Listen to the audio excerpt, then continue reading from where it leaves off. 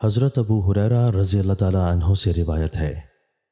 کہ رسول اللہ صلی اللہ علیہ وآلہ وسلم نے فرمایا کہ تم جنت میں نہیں جا سکتے جب تک کہ صاحب ایمان نہ ہو جاؤ، اور تم پورے مومن نہیں ہو سکتے جب تک کہ تم میں باہم محبت نہ ہو۔ کیا میں تم کو ایک ایسی بات نہ بتلاؤں کہ اگر اس پر عمل کرنے لگو تو تم میں باہمی محبت پیدا ہو جائے؟ وہ بات یہ ہے کہ تم اپنے درمیان سلام کا رواج پھیلاؤ اور اس کو عام کرو۔ تشریح: بندہ کے ایمان کی تکمیل کے لیے یہ ضروری ہے کہ اس کو اللہ و رسول کے ساتھ اور ان کے دین کے ساتھ تمام ما سوا سے زیادہ محبت ہو، اور ان کے سوا جس سے بھی محبت ہو انہی کے تعلق سے اور انہی کے واسطے ہو،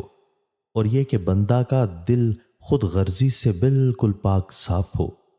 اور اس کا حال یہ ہو کہ جو اپنے لیے چاہے وہی اللہ کے دوسرے بندوں کے لیے بھی چاہے،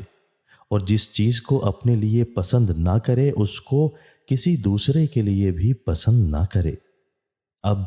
اس حدیث سے معلوم ہوا کہ ایمان کا دعویٰ کرنے والی